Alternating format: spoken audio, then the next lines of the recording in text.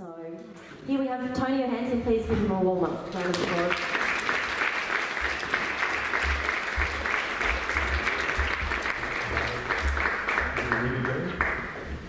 You got here. Hi everyone. It's another full house, which is good. All right. Was anyone here yesterday? Oh, good. Because the first 2 or 3 slides are the same as yesterday's, and then we deviate and go somewhere else. So we're talking about anxiety. Yesterday we spoke about anxiety and learning to understand anxiety through a flow lens and the information that can provide. Today we're going to talk about it in relation to personal authenticity and the information that anxiety can provide around that. So my name's Tony. My clinical background, I'm a forensic drug and alcohol clinician, which means I work in the criminal justice system with people that experience challenges with substance use. I'm also a men's behaviour change facilitator, which means that I work with men who perpetrate family violence against women and children. I'm a psychotherapist and a public speaker. I dabble on YouTube a little bit, although I haven't been very active this year. I'm a musician, which is a great passion of mine, a kayaker and an existentialist, which will become incredibly clear over the next 40 minutes. So basically I work with really complex people and I specialise in that client group, and my role is to assist them with changing their behaviour. So we need some agreed upon terms of reference before we go any further. So firstly we need to understand what we're talking about when we say anxiety, okay? A feeling of worry or nervousness, a sense of unease, the feeling that something's not quite right, that thing that happens in your gut, that information you get. Concerns about the future or ruminations about the unknown. Ruminations being these looping thoughts that we have. We all kind of get them. The more projects I've got, the more looping thoughts I get. During the day I'm pretty cool, but I think I was saying yesterday, 3:30 AM at the moment is my time. Kind of run a talk, do a gig, all this kind of stuff circulates through my head. So this is what we're talking about. So is this an okay sort of agreed upon term of reference for everybody? Yeah, cool.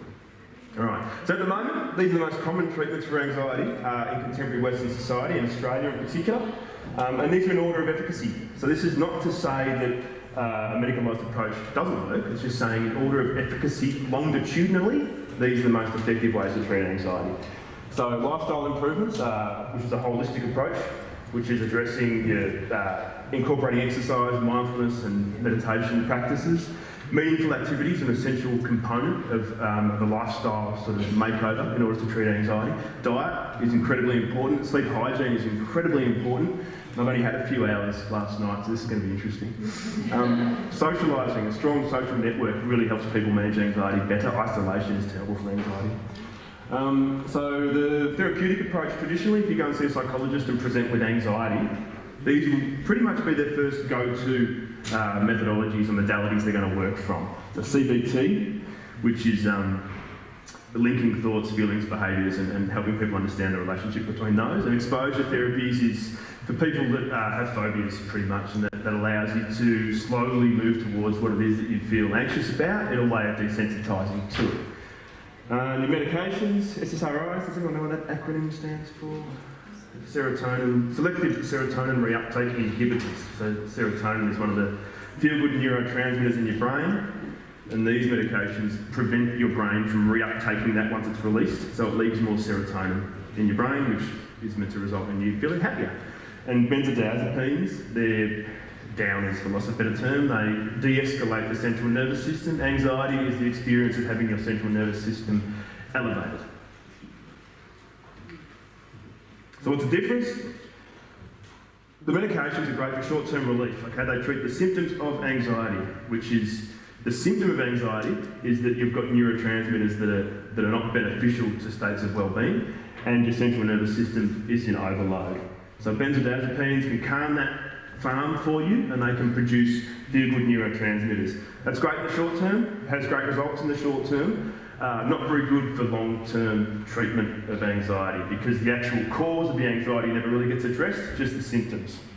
CBT's exposure therapies, they focus on these maladaptive behaviours as I was talking about, and lifestyle improvements is really the only way that you're going to view yourself as a holistic approach to treating anxiety, and that's why it's time and again proves the most effective way to treat anxiety because it treats human beings more like an organism in an environment and less like a sort of isolated bunch of neurons. So, now we turn our thoughts to existentialism. And how does this fit in with all this kind of talk of anxiety? And I'll explain that to you in a minute. But first we're going to talk a little bit about existentialism and what it is. It's a continental philosophical movement that gained momentum post-World War II. Continental philosophical just means that it came from Europe. Which I think is great. Post-World War II emphasises the individual as a free and responsible agent, determining their own sense of self through acts of free will and choice. And so you can see why this is popular post-World War II, because I was just following Order's explanation as to the atrocious behaviour that occurred during World War II was not good enough for most people. And they said, you know what, we need a different philosophy around here. We need to start calling on the individual to take more responsibility for their behaviour. And that's why this philosophical movement exploded post-World War II. And that's why this philosophical movement is very small right now. It recognises humans as meaning-making creatures. This is what we do as humans. We cannot move through the world without making meaning. That's how we orientate our sense of reality. And it presupposes that all of humanity shares this collection of existential concerns. So if you are human, whether you were born 1,000 years ago, 1,000 years from now, whatever race, whatever gender, however you identify yourself, and whatever point in history you are born into, there are certain inescapable elements of being human, and they're the cornerstones of existential thought. And because of this, existentialism views anxiety very, very differently to contemporary psychology and contemporary psychiatry. And we're going to talk about how and why and what that lens is. I've got a cold, I'm really sorry if I'm sniffing. So try to sniff or blow my nose, what would you prefer? And I can't even sort of Okay.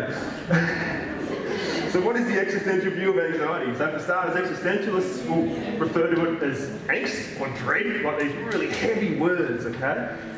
Or existential anxiety. There's a big distinction for the existential crew. So when a person suppresses existential concerns and existential anxiety, it then manifests as neurotic anxiety. So neurotic anxiety is what we know when we move through the world. And that fuels maladaptive behaviour, addictions, compulsions, obsessions, unhelpful thoughts, unhelpful behaviour patterns. These are neurotic anxiety. And the existential position is, if you don't listen to existential anxiety and you push it down, it'll pop up as neurotic anxiety. And that's pretty much what we all experience in our day-to-day living, is that managing and being hampered by neurotic anxiety. So this means that existential concerns must be acknowledged in order for a human to live a rewarding existence. So what are existential concerns? So we're going to talk about death at a wellness festival. It's got its place here.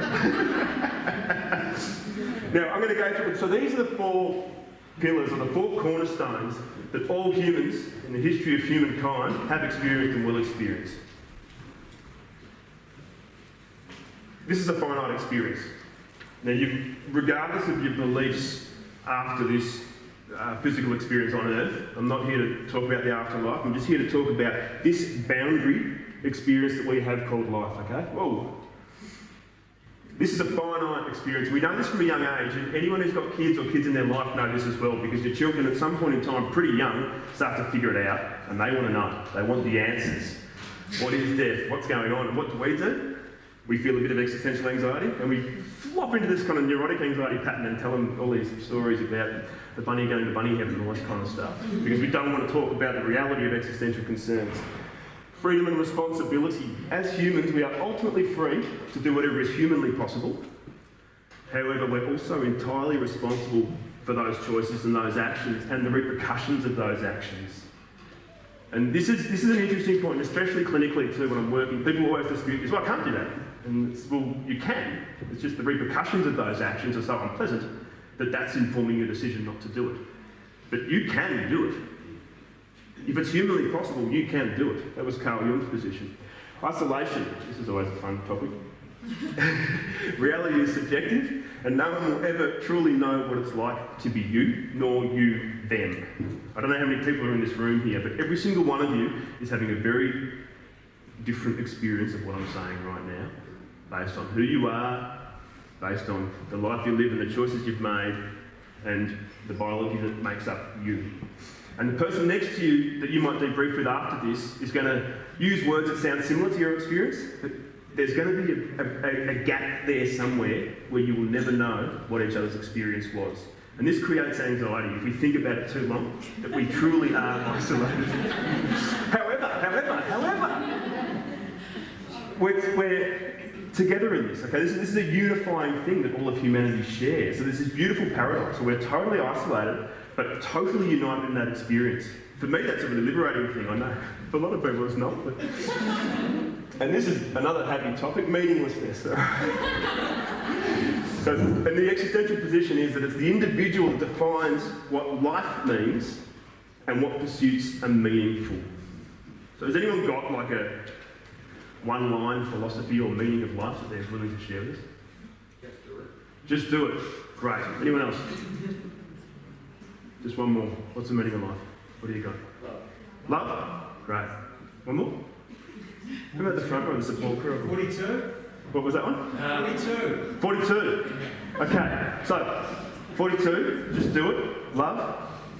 Who's wrong? Who's right? Right. This is the existential position. In a nutshell, pretty much. I can go now. Alright, so this is how existentialism, authenticity, and anxiety intersect, okay? We're going to start bringing it together now. As I said, neurotic anxiety is a manifestation of not addressing your existential concerns and your existential anxiety.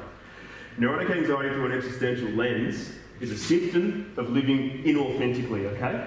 And so it manifests in these kind of what we call maladaptive behaviours in the psych world: obsessions, compulsions, addictions, unhelpful thinking, unhelpful behaviour patterns. So when you live with the acknowledgement and the acceptance of the existential concerns, so the things I was talking about before, those 4 pillars, if you start to live with awareness of that, then from an existential standpoint, you're starting to walk a more authentic life because you're increasing your own accountability to your own human experience.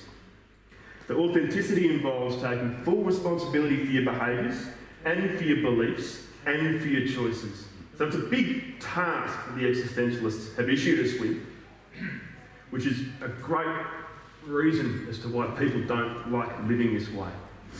Authenticity requires cultivating your own sense of meaning and purpose. You can't get out of this. We're meaning-making creatures. You're doing it already. The difference is some people aren't taking responsibility for the meaning that they've created. They're just assuming that's what reality is. So, how do we go about trying to figure this stuff out? Funny story behind this, which I will share with you. One of the co-facilitators that I was doing men's behaviour change with, this was similar to an exercise we did in the men's behaviour change group.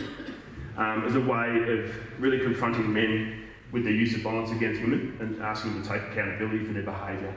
And I said, we can do this thing here, and I explained it to her, and she's like, that's a great idea, what do you call it? And I said, it's an authenticity audit. And she said, that is the shittest name we've ever heard. But I can't get up here and do a speech about authenticity without going with the original name. And this is what it looks like in practice. Now, I know that's a really wordy kind of slide, so I'll talk people through it. Feel free to take a photo if you want. There's going to be a few more examples of this. So what we're doing, we're talking about an internal audit of our own authenticity. First, we need to take stock of our values and our ethics and our meaning, our worldview, our whole kind of meaning structure that we synthesise life through. And then we also need to analyse our current behaviour, and we're including thoughts in that as well, okay? So it's not just how you appear to move through the world, it's also how you move through the world psychologically, the thoughts you have and the decisions that you arrive at. And so what's interesting too is you say to people, so what is your meaning structure, you know? How do you see the world? What are your beliefs? And people go, family. What do you mean? Like, what do you mean family? There's 1,015 million different ways to interpret that statement. So that's not enough, okay? You need to put some meat on the bones of these categories. And these categories, I've just put them up here as prompts. It's up to you. This is the whole point of an isolated life with the burden of creating your own meanings, that it's up to you to populate this list of the things that embody your meaning structure. And it's not good enough just to go, oh, truth, I value truth. Like, you need to put some more meat on that. You need to really think about how these things inform your existence.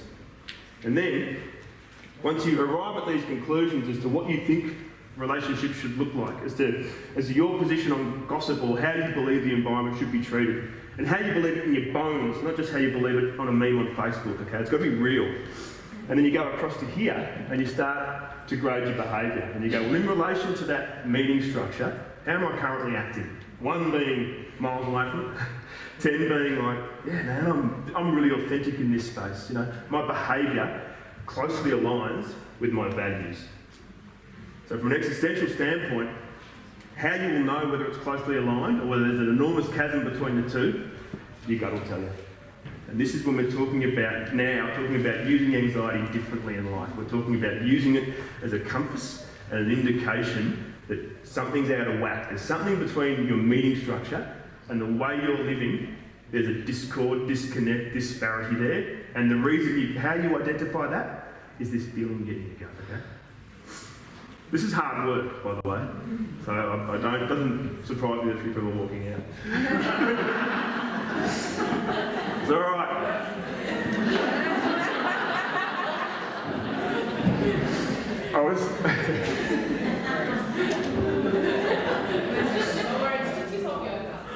I've got so many things going through my head right now. Okay, so this is sort of what it looks like a little bit more in practice. And these, once again, are just random topics. But let's take family values. How do you think, I'll use myself, okay? I'm a father, I'm a parent. I've had my views about fathering and parenting. And let's say hypothetically that the way I treat my family and my children are closely aligned with my values. So what that means is there's not much space for anxiety to manifest in there from an authenticity standpoint. There's always going to be some element of anxiety because those 4 existential concerns are scary and we can't escape them. So we are always going to have a baseline of anxiety that is inescapable.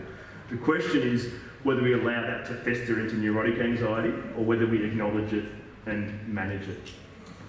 And the reason there's always a space here too is because these things are people, yeah? Family, others, gossip, these involve humans. We have to navigate very complex social relationships.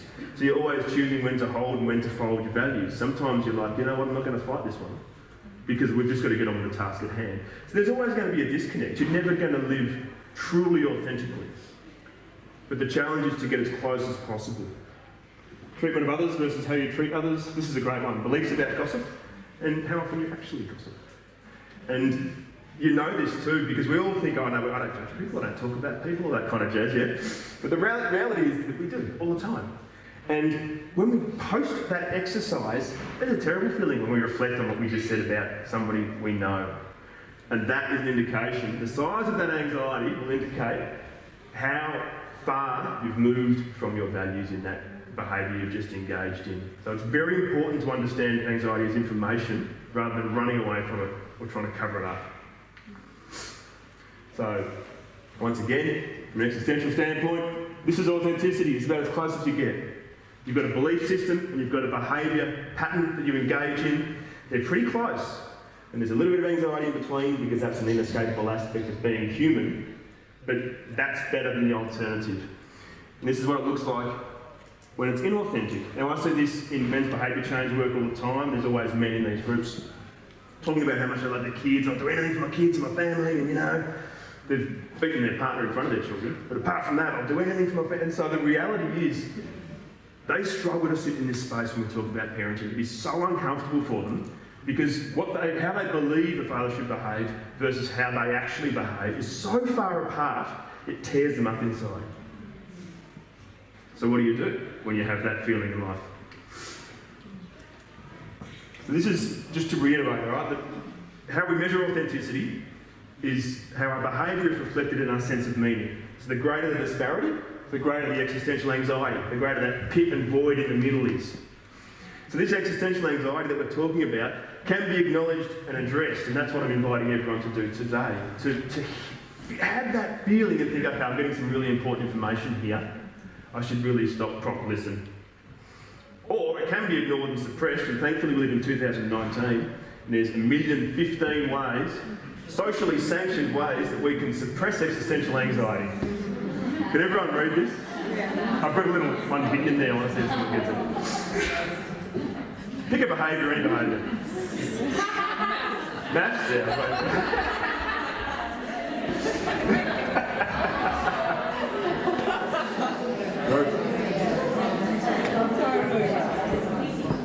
Now, a lot of these behaviours are fine, yeah?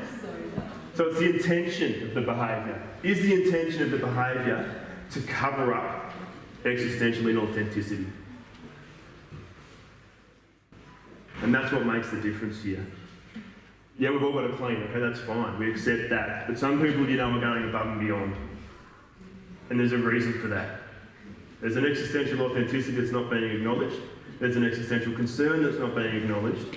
And therefore it's manifesting as neurotic anxiety, which manifests in cleaning, in violence, in anger. Blame is massive. Nietzsche, who's an enormously influential existential philosopher, says where there's pain, there must be blame. And so if you think about existential anxiety as pain, the first thing we do when we know we've behaved inauthentically, or when we know we're not living and taking full responsibility for our behaviour, is we blame someone else. And that manifests as neurotic anxiety, where it becomes a habit. All these things, gambling, Facebook, servitude, you know, these are, and obedience. I mean, some people just, you know what, just do what I'm told. Let's go with the flow, man, let's go with the flow. No, you just do what others tell you to do in order to avoid taking responsibility for your own existence. And once again, these things in isolation, they're not a challenge or a problem. So we're talking about when these things manifest into neurotic behaviour. So everyone gets me on this page, very cool, I can move, yeah? So what happens now in the clinical space as a psychotherapist is that people turn up now and their reason for presenting is their desire to control the compulsive behaviours that they're engaging in as a result of neurotic anxiety. So that means that rather than addressing their existential concerns, so you know what, I'm not living authentically. You know what, I know this is a finite experience and I'm not doing what I want to do in this life, and that terrifies me. I know I'm running out of time. You know what, I know that I'm ultimately free to do whatever a human is capable of doing, as long as I take responsibility for those actions. But I don't want to admit that because I use lots of excuses as to why I'm not living the way I want to live. And you know what? I know that I can't just adopt someone else's meaning structure or someone else's meaningful activities. That's my responsibility to live with meaning. These things are terrifying, which is why we engage in these behaviours to cover it up. So you present to your psychotherapist or to your friend or to your kinesiologist and you say, oh, I just need some help from addicted to sugar. It's like, no, not at all. Not at all. You're just running from your existential concerns. And so this is all therapy is now. It's just existential neurotic anxiety, neurotic anxiety, neurotic anxiety. No one's talking about grassroots, base level existential concerns. And I'm inviting you to. So, when you're conducting your own authenticity audits, remain mindful of these existential concerns that I've been through a few times now. So those of you who can't remember them, take a photo. And these are also sort of the four cornerstones of Irv Yalom, who's probably the most well-known existential psychotherapist. He writes from this position. But the beauty about existentialism is because the philosophy itself insists on your own idiosyncratic meaning, you're never going to find existentialists that really agree. Which is profoundly amusing. And keep in mind subjective realities and context as well. Like, don't be too hard on yourself. We have to negotiate society and each other. We're herd animals and we have to take accountability and responsibility. And so, of course, we're going to change how we behave in order, for the cohesion of the herd. What happens though when we do this exercise and we invite people to take an existential audit of themselves in order to live more authentically, everyone focuses on their behaviour straight away. You go, has anyone got an example for me? Something you want to change about your behaviour? Okay. This is what happens in therapy anyway. People just focus on the behaviour, focus on the behaviour, focus on the behaviour, focus on the behaviour. I need to be a better mum. I need to be a better parent. I need to be a better husband. All this kind of stuff. And my position is, well, we don't focus on your meaning structure as much as we focus on your behaviour. And so the existential position is that both are just as important. This sort of behaviour-orientated society we have dismisses the fact that meaning needs to be scrutinised the same as behaviour needs to be scrutinised. So where do these values come from that you're trying to live by? Because that's what's causing the discord. There's the values, and then there's the behaviour. And everyone takes the position that the values, or the behaviour has to come over to the values. And quite often it's like, man, maybe these values need to change right now. And maybe not forever, but maybe while your kids are 5, maybe shift these values this way a little bit. And just reduce some anxiety. And that's not a common place for people to walk into sort of self-help seminars or therapy or any other kind of healing space with. They're always focusing on the behaviour. So, what have we got there? Somebody else. Yes? 2 women dancing. 2 women dancing. Anyone else? A dog? Cool. Anyone else? Scratch marks. Scratch marks. I've got the Predator from that first Arnold Schwarzenegger movie. It looks like a pelvis. A pelvis? Yeah. Pelvis, dancing, Exploding. dogs, exploding pelvis. What That's a great rock band name, isn't it? Exploding pelvis. So once again, to reiterate my point, who's right? Yeah. This is existence. This is life.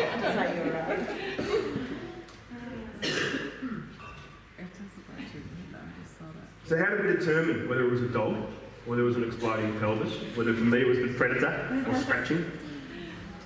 Your meaning structure determines what shines forth in the world, okay?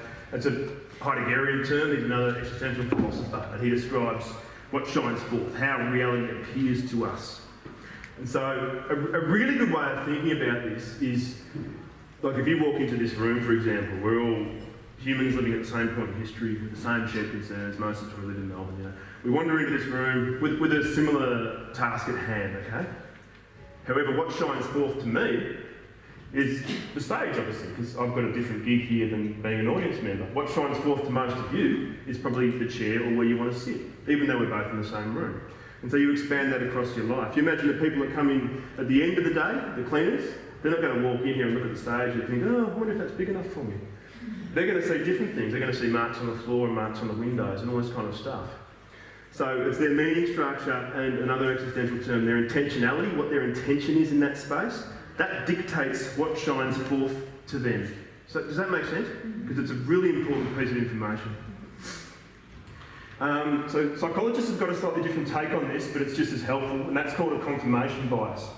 And statistically this is proven time and time again, that people perceive the world in a manner that confirms a pre-existing opinion. So you make a decision about something, and this may not be a conscious decision, but this just might be a position you've taken based on your meaning structure.